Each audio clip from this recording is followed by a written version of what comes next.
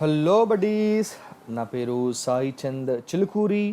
Welcome to minds academy, మన academy. So మనం ఈరోజు మోస్ట్ ఇంపార్టెంట్ కరెంట్ టాపిక్స్ని డిస్కస్ చేసుకుంటూ వెళ్ళిపోదాం. అంతకంటే ముందు మీరందరూ కూడా మైండ్స్ అకాడమీ అప్లికేషన్ని ప్లే స్టోర్ నుంచి ఇన్స్టాల్ చేసి పెట్టుకోండి మీ మొబైల్ ఫోన్లో. ఇందులో ఉండేటువంటి కరెంట్ అఫైర్స్ పీడిఎఫ్ ఫైల్స్తో పాటు గ్రూప్ 2 ఎగ్జామినేషన్లో స్కోరింగ్ సబ్జెక్ట్ అయినటువంటి ఏపీ హిస్టరీకి సంబంధించిన 25 టెస్టులు కూడా అందుబాటులో ఉంచడం జరిగింది మైండ్స్ అకాడమీ వారు. సో మీరు దీన్ని ఉపయోగించుకోండి, ఎగ్జామ్లో మీ యొక్క స్కోర్ని పెంపొందించుకోండి. ఓకే, సో ఈరోజు మోస్ట్ ఇంపార్టెంట్ కరెంట్ టాపిక్స్ చూసుకుంటే ఫస్ట్ టాపిక్ వచ్చేసి యుద్ధ మేఘాలు అనేటువంటి హెడ్లైన్ తోటి ఈరోజు న్యూస్ పేపర్స్లో ఒక ఆర్టికల్ రావడం జరిగింది. ఆబ్వియస్లీ అందరికీ తెలిసిందే, ఇండియాకు చైనాకు ఉన్నటువంటి ఇష్యూస్ నేపథ్యంలో రీసెంట్గా కొన్ని సంఘటనలు జరగడం జరిగిందనమాట. సో వాటికి సంబంధించినటువంటి విషయాన్ని ఇచ్చారు. దీంట్లో చూసుకుంటే మన ఎగ్జామినేషన్ పాయింట్ ఆఫ్ వ్యూలో గాల్వాన్ వ్యాలీ, సో ఇక గాల్వాన్ వ్యాలీలో 2.5 నెలల క్రితము చైనా తీసినటువంటి దొంగ దెబ్బకు, సో చైనా అప్పుడు చేసింది కదా, ఏంటి మన ఇక్కడ కనిపిస్తున్నటువంటి ఫింగర్స్ అనేటువంటివి ఈ 8 ఫింగర్స్ని క్రాస్ చేసుకుని వచ్చి ఇక్కడ ఉన్నటువంటి మన ఇండియన్ ఆర్మీ పైన అటాక్ చేసి దాదాపు 20 మంది సైనికుల్ని చంపేయడం జరిగింది. అండ్ దాంతోపాటు మన కర్నల్ అయినటువంటి సంతోష్ బాబు గారిని కూడా చంపేయడం జరిగింది కదా. సో దానికి ప్రతీకారంగా ధీటుగా సమాధానం చెప్పడం కోసం అని చెప్పేసి మన ఇండియన్ ఆర్మీ ఏం చేసింది అంటే, పాంగాంగ్ ఉత్తర రేవు ఉంటుంది కదా, సో ఈ యొక్క పాంగాంగ్ ఉత్తర రేవుని చైనా ఆక్రమించుకోగా దక్షిణ రేవును మన ఇండియా తన వశం చేసుకోవడం జరిగిందనమాట. అయితే పాంగాంగ్ లేక్ ఎక్కడ ఉంది, అసలు చైనా ఇక్కడ ఆక్యుపై చేసింది, మనం ఇక్కడ కంట్రోల్లోకి తెచ్చుకున్నాం చూసుకుంటే యాక్చువల్గా ఇది పాంగాంగ్ లేక్. సో ఈ విధంగా ప్రవాహం ఉంటుందన్నమాట. ప్రవాహమే ఉండదు, ఇది సరస్సు అనమాట. సో దీనిలోకి వచ్చేటువంటి నీళ్ళు మొత్తం కూడాను పైన ఉన్నటువంటి హిమాలయాల నుంచి అక్కడ వేడికి ఆ నీరు అనేటువంటిది కరిగి ఇందులోకి వచ్చి స్టోర్ అవుతూ ఉంటుంది. ఇదొక ఉప్పు నీటి సరస్సు, సింపుల్గా చెప్పాలి అంటే ఇదొక సాల్ట్ వాటర్ లేక్ అనమాట.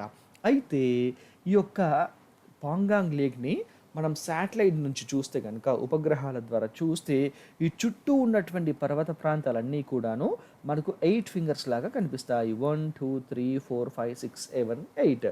సో ఇక 8 ఫింగర్స్లో 4th ఫింగర్ వరకు ఉన్నటువంటి యొక్క రెడ్ లైన్ ఉంది కదా, సో ఇక్కడ వరకు చైనా క్లెయిమ్ చేసుకుంటుంది ఎల్ఏసీగా, ఇక్కడ బ్లాక్ లైన్ వరకు ఇండియా క్లెయిమ్ చేసుకుంటుందని చెప్పేసి మనము లాస్ట్ కరెంట్ అఫైర్స్ వీడియోస్లో చాలాసార్లు డిస్కస్ చేసుకోవడం జరిగిందనమాట. సో ఈ పర్టిక్యులర్ ప్రాంతంలో అంటే మీకు ఇక్కడ 2 ఇమేజెస్ ఎందుకోసం ఇచ్చాము అంటే, అసలు ఎల్ఏసీ ఎక్కడుంది, ఇండియా యొక్క క్లెయిమింగ్ ఎక్కడ వరకు, చైనా ఎక్కడ వరకు క్లెయిమ్ చేసుకుంటుంది అనేటువంటిది మీకు క్లియర్ అండర్స్టాండింగ్ ఉండడం కోసం ఈ విధంగా 2 ఇమేజెస్ని ఇక్కడ పెట్టాను చూడండి.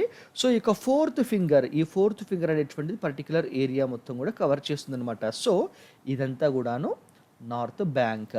సో ఇక నార్త్ బ్యాంక్ ఉన్నటువంటి ఇదంతా కూడా ఏంటి, పాంగాంగ్ లేక్కి పైన ఉన్నటువంటి ఉత్తర తీరం అన్నమాట. సో ఉత్తర తీరాన్ని చైనా ఆక్యుపై చేసుకుంది. అయితే ఇప్పుడు ఇండియా ఏం చేసింది అంటే, సౌత్ బ్యాంక్ దక్షిణ రేవును మన ఇండియా వచ్చి ఇక్కడ బ్లాక్ చేయడం జరిగిందనమాట. యాక్చువల్గా ఎల్ఏసీ ఈ ప్రాంతం కూడా వెళ్తుంది, మన వారు ఎల్ఏసీ క్రాస్ చేయలేదని చెప్పేసి అఫీషియల్ స్టేట్మెంట్ కూడా ఇవ్వడం జరిగింది. సో ఎల్ఏసీకి బార్డర్ దగ్గర వచ్చి మన యొక్క ఆర్మీని మోహరించడం జరిగిందనమాట. అయితే ఎల్ఏసీ మేము దాటలేదు అని చెప్పేసి ఇండియా ప్రకటించిన తర్వాత కూడాను 2 పర్వత శిఖరాలు మీరు ఖాళీ చేయాలి అని చెప్పేసి చైనా చాలా అంటే చాలా ట్రై చేసిందనమాట. కానీ ఇండియా ఒప్పుకోకపోవడంతో అటు చైనా ఇటు మన ఇండియా 2 కూడాను సైన్యాన్ని మోహరించడం అనేటువంటిది జరిగింది ఈ పర్టిక్యులర్ ప్రాంతంలో. మరి ఆ ప్రాంతం ఎక్కడ, అసలు ఇష్యూ అంతా ఎక్కడి నుంచి వస్తుంది అని చూసుకుంటే మెయిన్ రీజన్ ఏంటి అంటే, చైనా చుషుల్ సెక్టార్ ఎదురుగా ఉన్నటువంటి మోల్దో నుండి తన యొక్క యుద్ధ ట్యాంకులు అండ్ వ్యాన్స్ని, అంటే సైన్యాన్ని తీసుకెళ్లేటువంటి వ్యాన్స్ ఉంటాయి కదా, సో వాటిని ముందరికి కదుపుతూ వస్తుందన్నమాట. ముందరికి కదుపుతూ అక్కడి ముఖ్యమైనటువంటి పర్వత శిఖరమైనటువంటి ఒక పర్టికులర్ ఏరియా ఉందన్నమాట. దాన్ని బ్లాక్ టాప్ అనేటువంటిది పిలుస్తుంటారనమాట. మనకి ఇక్కడ ఇమేజ్లో చూసుకుంటే, సో ఇక్కడ ఉన్నటువంటి పర్టికులర్ ప్రాంతమే బ్లాక్ టాప్. సో ఇక్కడ ఈ ప్రాంతానికి రావాలి అని చెప్పేసి చైనా ప్రయత్నం చేయడం జరిగిందనమాట. కానీ నిజానికి మనం ఏం క్లెయిమ్ చేసుకుంటున్నాము, ఎయిత్ ఫింగర్ వరకు కూడాను ఇండియాకి చెందినటువంటి భూభాగమే. కాబట్టి ఎల్ఏసి దాటి మీరు వస్తున్నారని చెప్పేసి మనం క్లెయిమ్ చేసుకుంటూ వస్తున్నాం. కానీ చైనా మాత్రము ఎప్పటిదప్పుడు కూడాను సాధ్యమైనంత వరకు ఎంతవరకు అవకాశం ఉంటే అంతవరకు భారతదేశ భూభాగాన్ని ఆక్యుపై చేసుకోవడం కోసం ప్రయత్నం చేస్తూ ఉందన్నమాట. సో ఇక చుషుల్ ప్రాంతం ఉంది కదా, ఈ చుషుల్ ప్రాంతంకి ఎదురుగా ఉన్నటువంటి మోల్దో. సో ఇక మోల్దో ప్రాంతం నుంచి ఇక బ్లాక్ ట్యాప్కి వచ్చి ఇక్కడ తిష్ట వేద్దామని చెప్పేసి ప్రయత్నం చేసింది. ఎందుకోసం మరి ఇక్కడికే వస్తుంది, ఎందుకు దీన్ని ముఖ్యమైనటువంటి పర్వత శిఖరం అంటున్నామంటే ఈ పర్టిక్యులర్ బ్లాక్ టాప్ ఇక్కడ పేరులో ఉన్నది చూసారా, అంటే చాలా ఎత్తైనటువంటి ప్రాంతంలో ఉంటుందన్నమాట, ఎత్తైనటువంటి స్థలం అనమాట. సో ఇక ప్రాంతంని కనుక ఎవరైతే వశం చేసుకుంటారో దీని నుంచి చుట్టూతరా ఉండేటువంటి ఏరియాను చాలా ఈజీగా చాలా స్పష్టంగా చూడటానికి అవకాశం ఉంటుందన్నమాట. సో ఈ విధంగా బ్లాక్ టాప్ని చైనా ఆర్మీ వచ్చి ఆక్యుపై చేసుకోబోతుందనేటువంటి విషయం ముందుగానే పసిగట్టినటువంటి మన ఇండియా ఎస్ఎఫ్ఎఫ్ని పంపించడం జరిగిందనమాట. ఎస్ఎఫ్ఎఫ్ అంటే స్పెషల్ ఫ్రాంటియర్ ఫోర్సెస్ యొక్క ఎస్ఎఫ్ఎఫ్ని అనుమతి ఇవ్వడం జరిగింది. బాబు మీరు అక్కడికి వెళ్ళి దాన్ని మొత్తం ఆక్యుపై చేసుకోండి అని చెప్పగానే ఎస్ఎఫ్ఎఫ్ వెళ్ళిపోయి ఆ ప్రాంతాన్ని స్వాధీనం చేసుకోవడం జరిగింది. దీంతో చైనా షాక్ అయిపోయింది. అరే మనకంటే ముందుగా వచ్చే విధంగా ఈ ప్రాంతాన్ని ఆక్యుపై చేసింది అని చెప్పేసి షాక్ అయిపోయి ఆ పర్టికులర్ ఏరియాలో తన యుద్ధ ట్యాంకుల్ని దించడం జరిగింది. మన ఇండియా తక్కువ తిన్నదా, మన ఇండియా కూడా T-72 T-90 లాంటి అత్యాధునిక యుద్ధ ట్యాంకుల్ని మోహరించడం జరిగింది ఈ పర్టిక్యులర్ ప్రాంతంలో. యాక్చువల్గా మన ఇండియన్ ఫోర్సెస్ ఈ ఏరియాలో ఉన్నాయి, చైనా యొక్క ట్యాంక్స్ ఈ ఏరియా ఉన్నాయి, అండ్ గన్ పొజిషన్ చైనాది ఇక్కడ ఉంటే మన ట్యాంక్స్ యొక్క రెజిమెంట్ మొత్తం కూడా ఇక్కడ ఉందన్నమాట. ఇక్కడ నుంచి ఫటాఫట్ చాలా త్వరగానే చుషుల్ ప్రాంతం నుంచి ఈ ప్రాంతానికి మూవ్ చేస్తుంది. ఈ యొక్క చుషుల్ ప్రాంతం నుంచి బ్లాక్ టాప్కి 25 కిలోమీటర్స్ 25 కిలోమీటర్ల డిస్టెన్స్ అనేటువంటిది ఉండడం జరిగింది. సో ఈ యొక్క తాజా చర్యతోటి ఈ విధంగా మన ఇండియన్ ఆర్మీ యుద్ధ ట్యాంకుల్ని అక్కడ మోహరించడంతో స్పాంగూర్ గ్యాప్ అనేటువంటి ప్రాంతాన్ని మన ఇండియా చాలా స్పష్టంగా చూసేటువంటి అవకాశం కలుగుతుంది. సో ఇక స్పాంగూర్ గ్యాప్ అనేటువంటిది ఈ పర్టికులర్ ప్రాంతం అనమాట. సో ఇక్కడ ఏంటి అంటే ఇంతకుముందు చైనా ఒక రోడ్ని నిర్మించడం జరిగింది. సో ఇక్కడ రోడ్డు నిర్మాణంతో ఇక్కడ చాలా త్వరితగతిన తన యొక్క ఆర్మీని తన యొక్క యుద్ధ ట్యాంకుల్ని మోహరించడానికి చైనాకు అవకాశం అనేటువంటిది ఏర్పడుతూ వస్తుంది. సో ఈ స్పాంగూర్ గ్యాప్ ఏదైతే ఉందో దాన్ని బ్లాక్ టాప్ దగ్గర నుంచి మనం గమనించడానికి అవకాశం అనేటువంటిది ఏర్పడుతుందన్నమాట. అంటే చెప్పాను కదా ఇంతకుముందే, స్పాంగూర్ సరస్సు యొక్క దక్షిణ రేవు ప్రాంతంలో చైనా నిర్మించినటువంటి రోడ్డులో తన వాహనాలను మోహరించేటువంటి వీలు ఉండడంతో భద్రతారీత్యా భారత్కి ఇది చాలా చాలా కీలకమైనటువంటి ప్రాంతం. ఇది బ్లాక్ టాప్. అయితే ఇక్కడ నోటును పెట్టాను చూడండి, అదేంటి అంటే 1962లో మనకు ఇండియాకి చైనాకి యుద్ధం జరిగింది కదా. సో ఆ టైంలో పాంగాంగ్ యొక్క దక్షిణ రేవు ప్రాంతంలో ఇరు దేశాలకు చెందినటువంటి సైన్యం చాలా భీకరంగా పోరాటం చేయడం జరిగిందనమాట. సో ఈ పర్టిక్యులర్ ప్రాంతంలో కాబట్టి ఇది చాలా చాలా ఇంపార్టెంట్ స్ట్రాటజికల్గా సెక్యూరిటీ పరంగా మన ఇండియాకి. కాబట్టి అసలు ఆ యొక్క పర్టికులర్ ప్రాంతాన్ని మనమే త్వరితగతిన ఫస్ట్ వెళ్ళి ఆక్యుపై చేసుకోవాలి. ఆక్యుపై చేసుకోవడం అంటే ఇక్కడ మనం చిన్న విషయం గమనించుకోవాలి. యథాతథ స్థితి అనేటువంటిది ఒకటి ఇండియాకు చైనాకు మధ్య ఒప్పందం ఉందన్నమాట. సో ఆ ఒప్పందం ప్రకారము ఇరు దేశాలకు చెందినటువంటి అధికారులు వాళ్ళు ఏ విధంగానైతే ఈ ఒప్పందం పైన సైన్ చేసి మేము పర్టికులర్ ప్రాంతంని దాటము అని చెప్పేసి అన్నారు, ఆ ప్రాంతాన్ని దాటినప్పుడు అంటే ఆపోజిషన్ వాళ్ళు దాటినప్పుడు ఖచ్చితంగా మనం దాన్ని క్రాస్ చేసేటువంటి రైట్ మనకు కూడా ఉంటుందన్నమాట. ఎందుకంటే వాళ్ళు ఒప్పందాన్ని మీరారు కాబట్టి మనం కూడా మన భద్రతా కారణాల రీత్యా మీరేటువంటి అవకాశం ఉంటుంది. అందుకోసం అని చెప్పేసి బ్లాక్ టాప్ని మన ఇండియా ఆక్యుపై చేసుకుంది. సో ఇక్కడ ఏ విధమైనటువంటి దురుద్దేశం అనేటువంటిది ఇండియాకు లేదు. ఎందుకంటే ఎదుటివాడి యొక్క చర్యకు ప్రతిచర్యగా మన యొక్క అడుగులు అనేటువంటివి ఉంటాయి కాబట్టి. సో మన దేశం శాంతి కాముక దేశం కాబట్టి. అయినప్పటికీ కూడాను బ్లాక్ టాప్ దగ్గరకు వచ్చి ఇండియన్ ఆర్మీ ఉన్నప్పటికీ ఎల్ఏసిని మాత్రం ఇండియన్ ఆర్మీ క్రాస్ చేయలేదు. కాబట్టి ఏ విధంగా కూడాను మనం ఒప్పందాన్ని వీరినట్టుగా ప్రస్తుతం లేదు. కాకపోతే ఏంటంటే మళ్ళీ యథాతథ స్థితి పూర్వస్థితి ఏదైతే ఉందో ఆ ప్లేస్కి మనం వెళ్ళిపోదామని చెప్పేసి ఈరోజు డిస్కషన్స్ అనేటువంటివి ఇండియా అండ్ చైనా ఆర్మీకి మధ్యలో జరుగుతున్నాయి.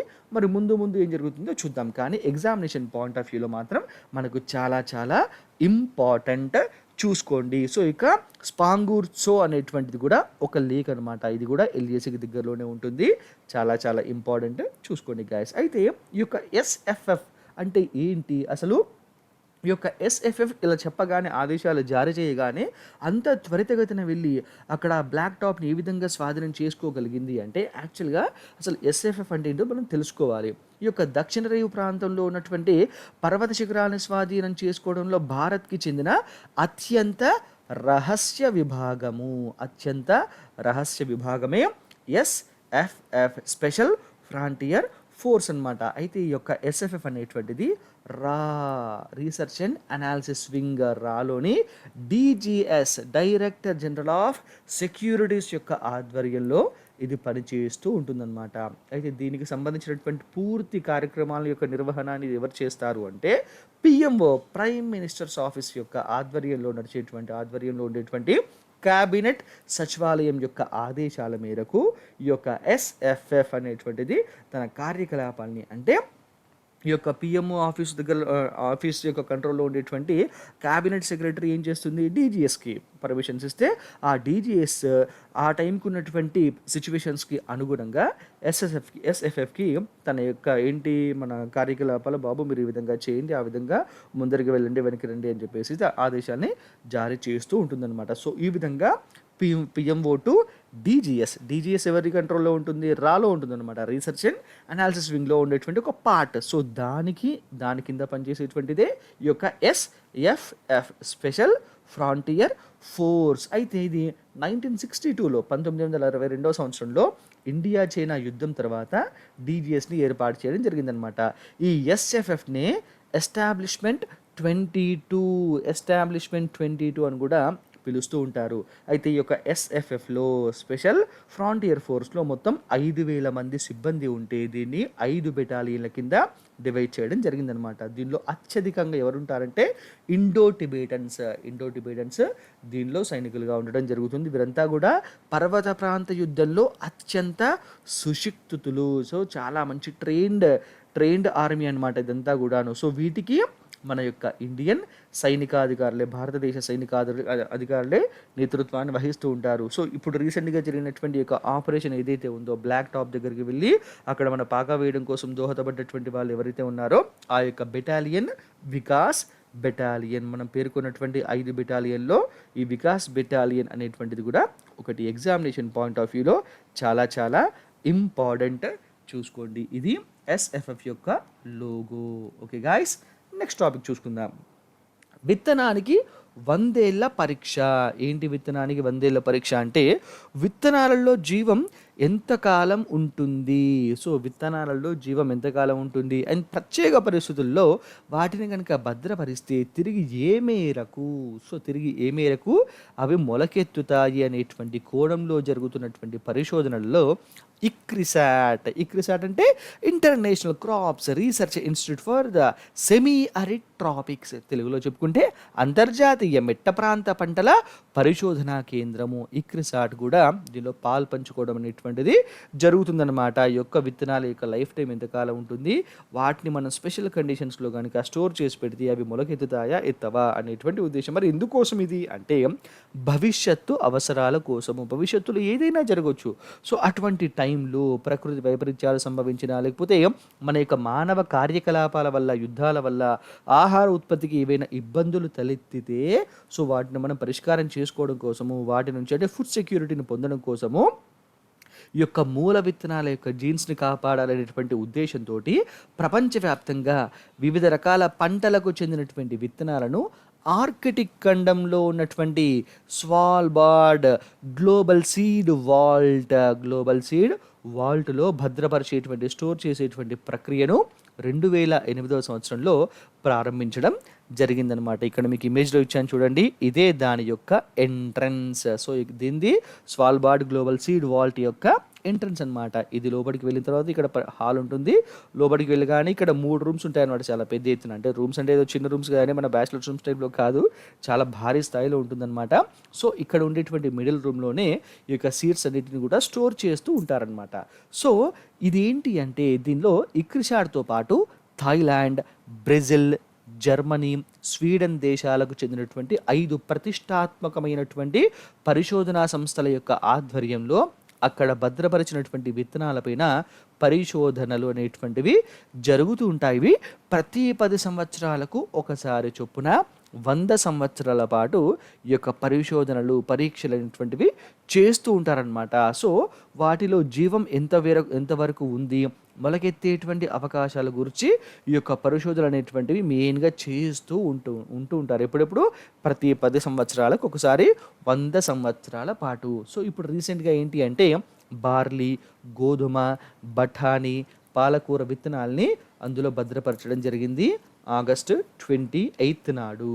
సో ఆగస్టు 28వ తారీఖు నాడు బార్లీ, గోధుమ, బఠానీ, పాలకూర విత్తనాల్ని ఇక్కడ స్టోర్ చేశారనమాట. దాంతోపాటు వచ్చేటువంటి నెక్స్ట్ 3 ఇయర్స్లో మరొక 9 రకాల విత్తనాల్ని కూడా ఈ వాల్ట్లో ఉంచేందుకు మొత్తం పర్మిషన్స్ అనేటువంటివి చూసుకుంటారు, ఏ విధంగా చేయాలనేటువంటిది ప్లాన్ చేస్తున్నారనమాట.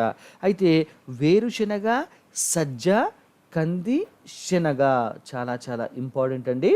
వేరుశెనగ, సజ్జ, కంది, శనగ ఈ విత్తనాల్ని మన ఇండియాలో హైదరాబాద్లో ఉన్నటువంటి ఇక్రిసాట్ అందజేయడం అనేటువంటిది జరిగింది. సో ఎగ్జామినేషన్ పాయింట్ ఆఫ్ వ్యూలో చాలా చాలా ఇంపార్టెంట్. నోట్ అని పెట్టాను చూడండి. ఈ ఇక్రిసాట్ని 1972లో 1972 సంవత్సరంలో హైదరాబాద్లో ఏర్పాటు చేయడం జరిగింది. పఠాన్ చెరు ప్రాంతంలో ఇక్రిసాట్ అనేటువంటిది ఏర్పాటు చేయడం జరిగిందనమాట. సో ఇక్రిసాట్ ఏమేమి విత్తనాలు అందజేస్తుంది? వేరుశెనగ, సజ్జ, కంది, శనగ విత్తనాలను. ఓకే, చూసుకోండి, చాలా చాలా ఇంపార్టెంట్. నెక్స్ట్ 2036 సంవత్సరంలో ప్రపంచ జనాభా 151.8 కోట్లు అని చెప్పేసి అంచనా వేయడం జరిగిందనమాట. సో వచ్చే 16 సంవత్సరాలలో, ఇప్పుడు ఇది 2020 కదా, సో వచ్చేటువంటి నెక్స్ట్ 16 సంవత్సరాలలో మన దేశ జనాభా ఎంత? 151.8 కోట్లకు చేరే అవకాశం ఉన్నట్లుగా జనాభా వృద్ధి రేటు అంచనాలు అనేటువంటివి చెబుతున్నాయి. సో 2011లో మన జనాభా 121.1 కోట్లు కాగా ప్రతి సంవత్సరము 1% గ్రోత్ రేట్ తోటి దేశంలో జనసాంద్రత చదరపు కిలోమీటర్కి 368 నుంచి 462కి, 368 నుంచి ఎంత 462కి పెరగడం అనేటువంటిది జరుగుతుంది ప్రతి చదరపు కిలోమీటర్కి. సో ఈ లెక్కన భవిష్యత్తులో చాలా చాలా ఇష్యూస్ వచ్చేటువంటి అవకాశం ఉంటుంది. ఎందుకంటే సింపుల్ గైస్, జనాభా పెరుగుతుంది కానీ భూమి పెరగట్లేదు. కానీ ఈ భూమిని పెంచుకుంటూ పోవడం కోసం మనం ఏం చేస్తున్నాము? అడవుల్ని నరికేసుకుంటూ పోతున్నాం. మరి ఇష్యూస్ వస్తాయా రావా? సో ఇక జనాభా వృద్ధిలో పట్టణాల నుండే 73% ఉండడం అనేటువంటిది జరుగుతుంది. సో దీన్ని బట్టి ఏమర్థమవుతుంది? అత్యధికంగా జనాభా వృద్ధి పట్టణాలలోనే నమోదు కావడం అనేది జరుగుతుందన్నమాట. క్రూడ్ బర్త్ రేట్ ఏంటి? క్రూడ్ బర్త్ రేట్ అంటే ప్రతి 1000 మంది జనాభాకు అదనంగా చేరేటువంటి శిశువుల సంఖ్య 19.6 నుంచి 13కి తగ్గడం అనేటువంటి జరుగుతుందన్నమాట. అంటే ప్రతి 1000 మందికి ఇప్పుడు 19.6 ఉంటే అప్పటికి 13కు తగ్గడం అనేటువంటిది జరుగుతుంది. ఇది ఒక విధంగా జనాభా యొక్క పెంపు అనేటువంటిది తగ్గడం లాంటిది. అండ్ క్రూడ్ డెత్ రేట్ ప్రతి 1,00,000 మందిలో చనిపోయే వారి సంఖ్య సో పెరుగుతున్నట్లుగా ఈ యొక్క జనాభా అంచనా రేట్లో, వృద్ధి రేట్లో తెలవడం అనేది జరిగిందనమాట. అయితే ఇక్కడ నోట్ పెట్టాను చూడండి. అదేంటి అంటే 2011-36 మధ్య 31 కోట్ల జనాభా పెరుగుతుండగా అందులో 17 కోట్ల వృద్ధి, అంటే 17 కోట్ల మంది జనాభా యూపీ, బీహార్, మహారాష్ట్ర, వెస్ట్ బెంగాల్, మధ్యప్రదేశ్ల నుంచే ఉంటుంది. So UP, Bihar, Maharashtra, west Bengal, Madhya Pradesh, north ఇండియాలోని ఈ స్టేట్స్ నుంచే అత్యధికంగా జనాభా అనేటువంటిది వృద్ధి నమోదు కావడం జరుగుతుంది. ఈ పర్టికులర్ స్టేట్స్లో దీంట్లో యూపీ యొక్క పర్సంటేజ్ ఎంత? 19% ఉండబోతుంది.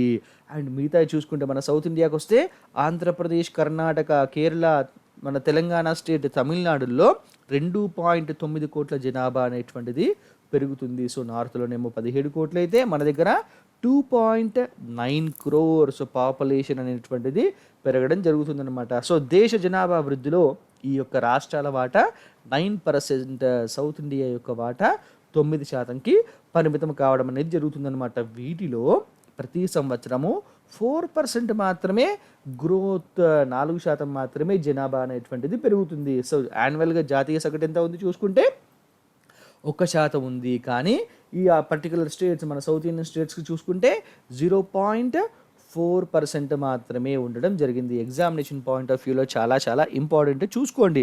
అండ్ 2031-35 మధ్య కాలంలో బీహార్ మినహా మరే రాష్ట్రంలో కూడా క్రూడ్ బర్త్ రేట్ 20కి మించేటువంటి అవకాశం లేదు అని చెప్పేసి అంటున్నారు. అంటే బీహార్లో పాపులేషన్ ఈ పర్టికులర్ టైంలో విపరీతంగా పెరిగేటువంటి అవకాశం ఉంది. అండ్ ఆంధ్రప్రదేశ్, తమిళనాడు, పంజాబ్లలో ఇది అతి తక్కువకు ఎంత అంటే 9.9కి పడిపోతుంది అని చెప్పేసి ఈ యొక్క అంచనాల వృద్ధి రేటులో తెలవడం అనేది జరుగుతుందన్నమాట. అండ్ ఇక్కడ నోటును పెట్టాను చూడండి, అదేంటి అంటే 2036 నాటికి దేశంలో పెరిగేటువంటి మొత్తం జనాభాలో మన ఆంధ్రప్రదేశ్, తెలంగాణల యొక్క వాటా ఎంత 1.5%కి పరిమితమైనటువంటిది అయ్యే అవకాశం ఉంది అని కూడా ఈ పర్టికులర్ విషయంలో మనకు తెలుస్తుంది. ఎగ్జామినేషన్ పాయింట్ ఆఫ్ వ్యూలో చాలా చాలా ఇంపార్టెంట్. అయితే ఇక్కడ మీకు ఒక టేబుల్ ఇచ్చాను చూడండి, ఇది మనకి ఎగ్జామ్స్లో మాత్రం చాలా అంటే చాలా హెల్ప్ అవుతుంది. మీరు ఖచ్చితంగా దీన్ని గుర్తుంచుకునే ప్రయత్నం చేయాలి. అంశము 2011లో ఎంత ఉంది, 2036కి ఎంతవరకు పెరిగేటువంటి అవకాశం ఉంటుంది. 15 సంవత్సరాల లోపు వారి యొక్క నిష్పత్తి 2011లో 30.8 ఉంటే 2036కి 19.8%కి తగ్గడం అనేటువంటిది జరుగుతుంది. వయోవృద్ధులు 10 కోట్లుంటే 2011లో 2036కి వచ్చేసరికి 23 crores అవుతున్నారు. చిన్నారుల యొక్క నిష్పత్తి 20.9 నుంచి 13.6కి అవుతుంది.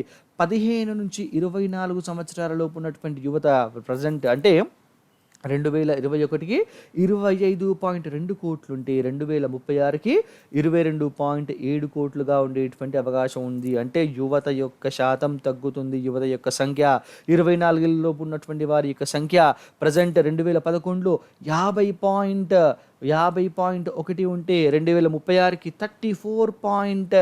34.7కి తగ్గడం అనేటువంటిది జరుగుతుంది. సో ఈ లెక్కన చూసుకుంటే దేశంలో యువత యొక్క శాతము, యువత యొక్క జనాభా అనేటువంటిది తగ్గుతుంది. 2036 నాటికి లింగ నిష్పత్తి మాత్రము 943 నుంచి 957కి పెరుగుతుంది. ఇది ఒక మంచి పరిణామము. అండ్ సంతాన సాఫల్యత 2.34 నుంచి 1.72కి అనేది తగ్గిపోవడం జరుగుతుంది. పట్టణ జనాభా 31.8 నుంచి 38.6%కి పెరగడం అనేటువంటిది జరుగుతుంది. సో పట్టణాలలో జనాభా అనేటువంటిది విపరీతంగా పెరుగుతుంది. పట్టణాలపైన ప్రెషర్ పెరిగేటువంటి అవకాశం ఉంది. అండ్ మన తెలుగు స్టేట్స్ ఏపీ తర్వాత తెలంగాణ ప్రాంతాల గురించి, తెలంగాణ రాష్ట్రాలు చూసుకుంటే రాష్ట్ర జనాభా 2036 సంవత్సరం నాటికి ఆంధ్రప్రదేశ్కి 5 కోట్ల. సో సమ్ డిఫరెన్స్ వచ్చేస్తుంది అనమాట. చాలా విపరీతంగా పెరుగుతున్నటువంటి అవకాశం ఉంది. And crude birth rate, crude death rate, శిశు మరణాలు, లింగ నిష్పత్తి, సంతాన సాఫల్యత, జనసాంద్రత చదరపు కిలోమీటర్లు ఎంతగా ఉంటుంది. 309 నుంచి 339గా ఆంధ్రప్రదేశ్ పెరిగితే తెలంగాణ 312 నుంచి 352కు పెరుగుతోంది. సో ఈ విధంగా జనాభా యొక్క వృద్ధి అనేటువంటిది చాలా విపరీతంగా ఉండేటువంటి అవకాశం ఉన్నప్పటికీ జాతీయ సగటుతో పోలిస్తే మాత్రము తక్కువ స్థాయిలోనే జాతీయ సగటు 1%గా నమోదైతే మన యొక్క తెలుగు స్టేట్స్ యొక్క పర్సెంటేజ్ ఎంత 0.4కి పరిమితం అనేటువంటిది కావడం జరుగుతుంది. సంవత్సరంగా ఉన్నటువంటి యావరేజ్ పాపులేషన్ గ్రోత్ అనేటువంటిది. సో ఎగ్జామినేషన్ పాయింట్ ఆఫ్ వ్యూలో చాలా చాలా ఇంపార్టెంట్, చూసుకోండి. ఓకే, నెక్స్ట్ ఫేస్బుక్ ఇండియా ఉన్నత అధికారులపైన వచ్చినటువంటి ఆరోపణలపైన చర్చించేందుకు పార్లమెంటరీ స్థాయి సంఘం యొక్క ఐటీ విభాగం ఏదైతే ఉందో సో దీని యొక్క భేటీ అనేటువంటిది జరగబోతుంది. దీనికి కాంగ్రెస్ ఎంపీగా ఉన్నటువంటి శశి థరూర్ చైర్మన్గా వ్యవహరిస్తున్నారనమాట. సో ఫేస్బుక్ పైన ఫేస్బుక్కి ఇండియాలో పనిచేస్తున్నటువంటి ఆఫీసర్స్ కొంతమంది అటు కాంగ్రెస్కి సపోర్ట్ చేస్తున్నారని చెప్పేసి బీజేపీ వాళ్ళంటే, ఇటు బీజేపీకి సపోర్టింగ్గా ఉంటున్నారని చెప్పేసి కాంగ్రెస్ వాళ్ళు ఆరోపణలు చేస్తున్నారనమాట. సో దీనిపైన వీళ్ళపైన వచ్చినటువంటి ఆరోపణలను చర్చించడం కోసము పార్లమెంటరీ స్థాయి సంఘం, అది ఐటీ విభాగం అనమాట. సో అది భేటీ కావడం అనేటువంటి జరుగుతుంది. దీనికి ఎవరు చైర్మన్గా వ్యవహరిస్తున్నారు? Shashi Tharoor, Congress MP. Examination point of వ్యూలో ఇంపార్టెంట్, చూసుకోండి. నెక్స్ట్ ప్రధానమంత్రి కిసాన్ సంపద యోజన ఏంటి? ప్రధానమంత్రి కిసాన్ సంపద యోజన అంటే దీని కింద యొక్క పిఎం కేఎస్వై కింద ఆంధ్రప్రదేశ్ సహా 11 రాష్ట్రాలలో కొత్త కోల్డ్ చైన్ ప్రాజెక్ట్స్కి మన కేంద్ర ప్రభుత్వం ఆమోదం అనేటువంటిది తెలపడం జరిగింది. ఏపీతో కలుపుకొని 11 రాష్ట్రాలలో రైతుల యొక్క మెయిన్గా వాళ్ళ యొక్క క్రాప్స్ ఏవైతే ఉంటాయో వాటిని స్టోర్ చేయడం కోసం తీసుకొస్తున్నటువంటి ప్రాజెక్ట్స్ అనమాట. సో దాని ద్వారా ఏంటి, వాళ్ళ యొక్క పంట దిగుబడి వచ్చిందనుకోండి, ఆ దిగుబడిని కోల్డ్ స్టోరేజెస్లో స్టోర్ చేస్తేనే కదా తర్వాత డిమాండ్ ఉన్నప్పుడు దాన్ని మార్కెట్లోకి రిలీజ్ చేస్తే రైతులకు సరైనటువంటి ఆదాయం వచ్చేటువంటి అవకాశం ఉంటుంది. సో దాంట్లో భాగంగా 11 రాష్ట్రాలలో ఈ యొక్క కోల్డ్ చైన్ ప్రాజెక్ట్స్ని ఏర్పాటు చేయడం కోసము కేంద్ర ప్రభుత్వము ఆమోదం తెలపడం జరిగిందనమాట. మొత్తం ఎన్ని ప్రాజెక్ట్స్ అంటే 27 ప్రాజెక్టులకు 743 కోట్ల రూపాయల ఖర్చు అనేటువంటిది చేయడం జరుగుతుంది. సో దీని ద్వారా ప్రత్యక్షంగా 16,200 మందికి ఉపాధి అనేటువంటిది దొరుకుతుంది. దీంతోపాటు 2,57,904 మంది రైతులకు కూడా ప్రయోజనం కలుగుతుంది అని చెప్పేసి కేంద్రం చెప్పడం జరిగిందనమాట. ఇందులో భాగంగా ఆంధ్రప్రదేశ్కి 7 ప్రాజెక్టులను కేటాయించడం అనేటువంటిది జరిగింది కేంద్ర ప్రభుత్వము. ఓకే, నెక్స్ట్ ఎన్సీఆర్బి గణాంకాలు రిలీజ్ కావడం జరిగింది. ఎన్సీఆర్బి అంటే జాతీయ నేర గణాంక సంస్థ అనమాట, national crime NCRB. Okay, so 2019 సంవత్సరంలో ప్రమాద మరణాలకు సంబంధించి 2019 సంవత్సరానికి దానికి సంబంధించి ప్రమాద మరణాలలో జాతీయ నేర గణాంక సంస్థ తాజా గణాంకాలని విడుదల చేయడం జరిగిందనమాట. సో ఆ సంవత్సరం దేశవ్యాప్తంగా 4,21,104 మంది అన్ని రకాల ప్రమాదాలలో మరణించడం అనేటువంటిది జరిగింది. సో దీంట్లో ప్రతి 1,00,000 మందిలో ఈ మరణాలు 31.5% ఉండటం జరిగింది. సో ప్రతి 1,00,000 మందిలో ఈ మరణాలు ఎంత 31.5%గా నమోదు కావడం జరిగింది. ఆంధ్రప్రదేశ్ 34.3% యొక్క రేట్ తోటి ఎంత 17వ స్థానంలో ఉంటే తెలంగాణ 34.1% తోటి 18th పొజిషన్లో నిలవడం అనేది జరిగింది. అయితే ఇక నోటును పెట్టాను చూడండి. ప్రమాదాలలో మరణించినటువంటి వాళ్ళల్లో 30 నుంచి 45 సంవత్సరాల లోపు వయసు వాళ్ళే అధికంగా ఉండడం అనేటువంటిది జరిగింది. అండ్ ఇంకోటి ఏంటి అంటే దేశవ్యాప్తంగా ఆత్మహత్యల యొక్క శాతము 10.4% ప్రతి 1,00,000 మరణాలకు సంభవించడం జరిగింది. సో దీన్ని ఎవరు? ఎన్సీఆర్బి జాతీయ నేర గణాంక సంస్థ రిలీజ్ చేయడం జరిగిందనమాట. నెక్స్ట్ ఎన్నికల కమిషనర్గా రాజీవ్ కుమార్ ఇటీవలనే ఏషియన్ డెవలప్మెంట్ బ్యాంక్కి ఉపాధ్యక్షుడిగా బాధ్యతలు స్వీకరించినటువంటి అశోక్ లావాసా స్థానంలో భారత ఎన్నికల సంఘం కమిషనర్గా మాజీ ఐఏఎస్ అధికారి అయినటువంటి రాజీవ్ కుమార్ గారు పదవి బాధ్యతల్ని స్వీకరించడం జరిగిందనమాట. వీరు 2025 వరకు పదవిలో ఉంటారు. యాక్చువల్గా వీరేంటి అంటే 2024 సంవత్సరంలో జరిగేటువంటి సార్వత్రిక ఎన్నికలు జనరల్ ఎలక్షన్స్ ఉన్నాయి కదా, సో ఆ యొక్క ఎన్నికలు రాజీవ్ కుమార్ గారి యొక్క నేతృత్వంలోనే జరుగుతాయి. ఓకే, ఎగ్జామినేషన్ పాయింట్ ఆఫ్ వ్యూలో ఇంపార్టెంట్ చూసుకోండి. నెక్స్ట్ శ్రీనగర్ సెక్టార్ సిఆర్పిఎఫ్ ఐజీగా ఇన్స్పెక్టర్ జనరల్గా చారు సిన్హా గారిని అపాయింట్ చేయడం జరిగిందనమాట. శ్రీనగర్ సెక్టార్కి సిఆర్పిఎఫ్ ఐజీగా జమ్మూ కాశ్మీర్లోని శ్రీనగర్ సెక్టార్లో కీలకమైనటువంటి సిఆర్పిఎఫ్ బాధ్యతల్ని తొలిసారిగా మహిళా ఐపీఎస్ అధికారి అయినటువంటి చారు సిన్హా గారికి అప్పగించారు. వీరు 1996 batch Telangana cadre IPS officer అయినటువంటి వీరు బీహార్లోని నక్సల్ ప్రభావిత ప్రాంతంలో సిఆర్పిఎఫ్కి నేతృత్వాన్ని వహించి అక్కడ నక్సల్స్ ఏరివేతలో చాలా కీలకంగా చురుగ్గా వ్యవహరించడం అనేది జరిగిందనమాట. సో ఆ పనితనాన్ని గుర్తించి ఈ యొక్క పోస్టులు ఏంటి శ్రీనగర్ సెక్టార్లో అపాయింట్ చేయడం జరిగిందనమాట. సో 2005లో ప్రారంభమైనటువంటి ఈ శ్రీనగర్ సెక్టార్లో ఈ సిఆర్పిఎఫ్ విభాగానికి గత 15 సంవత్సరాలలో ఒక మహిళా అధికారిని ఎవరు కూడా ఐజీ స్థాయిలో పని అనేటువంటిది చేయడం జరగలేదన్నమాట. సో అర్థం చేసుకోవచ్చు వీరు ఎంత సమర్థవంతురాలనేటువంటి విషయంలో. ఓకే, నెక్స్ట్ టెల్కోల బకాయిల పైన సో టెల్కోల యొక్క బకాయిల చెల్లింపుకి 10 సంవత్సరాల వ్యవధిని సుప్రీంకోర్టు అనేటువంటిది ఇవ్వడం జరిగింది. అసలు ఏంటి ఇష్యూ ఏంటి చూసుకుంటే, సవరించిన స్థూల ఆదాయము ఏజీఆర్ సవరించినటువంటి స్థూల ఆదాయం ఫార్ములా ప్రకారము స్పెక్ట్రమ్ యొక్క యూసేజే 2G 3G 4G ఉన్నాయి కదా. సో ఈ యొక్క స్పెక్ట్రమ్ యూసేజీ ఛార్జీలు అండ్ లైసెన్స్ ఫీజుల యొక్క బాకీలను కేంద్రానికి టెలికాం సంస్థలు కట్టాల్సిందే అని చెప్పేసి గత సంవత్సరం సుప్రీంకోర్టు ఆదేశాలను ఇవ్వడం జరిగిందనమాట. సో ఇక మీరు ఏంటి, ఈ ఫీజులు తర్వాత బకాయిలు ఏవైతే ఉన్నాయో మీరు కంపల్సరీ సెంట్రల్ గవర్నమెంట్కి పే చేయాలని చెప్పేసి సుప్రీంకోర్టు చెప్పడం జరిగింది. డిపార్ట్మెంట్ ఆఫ్ టెలికమ్యూనికేషన్స్ లెక్కల ప్రకారము అవి దాదాపుగా 1.6 లక్షల కోట్ల రూపాయల పై చిలుకు ఈ యొక్క టెలికాం కంపెనీలు కట్టాల్సి వస్తుంది.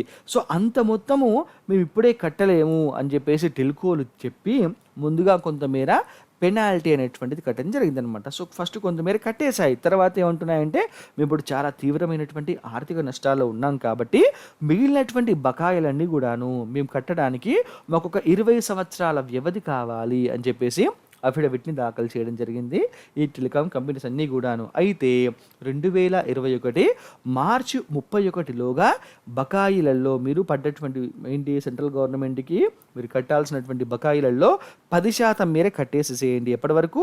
2021 మార్చి 31 లోపల కట్టేసేసి సంబంధిత కంపెనీల యొక్క ఎండీస్ అంటే మేనేజింగ్ డైరెక్టర్స్ లేకపోతే చీఫ్ ఎగ్జిక్యూటివ్ ఆఫీసర్స్ ఉంటారు కదా.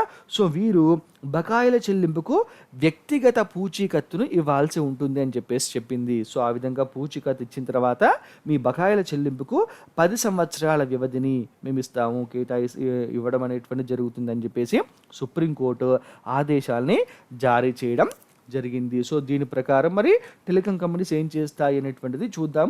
అండ్ సెంట్రల్ గవర్నమెంట్ ఈ విషయం పైన ఏ విధంగా రియాక్ట్ అవుతుంది అనేది విషయం కూడాను మనం ముందు చూద్దాం. ఓకే, సో ఇవి ఈ రోజుకి చెందినటువంటి మోస్ట్ ఇంపార్టెంట్ కరెంట్ టాపిక్స్ మన ఎగ్జామినేషన్ పాయింట్ ఆఫ్ వ్యూలో. సో ఈ యొక్క కరెంట్ అఫైర్స్ పీడిఎఫ్ ఫైల్స్ కావాలి అనుకుంటే మైన్స్ అకాడమీ అప్లికేషన్ని ప్లే స్టోర్ నుంచి ఇన్స్టాల్ చేసి పెట్టుకోండి మీ మొబైల్ ఫోన్లో. అండ్ దాంతోపాటు మైన్స్ అకాడమీకి టెలిగ్రామ్ ఛానల్ కూడా ఉంది. ఏ టెలిగ్రామ్ ఛానల్లో మీరు మెంబర్ అవ్వండి.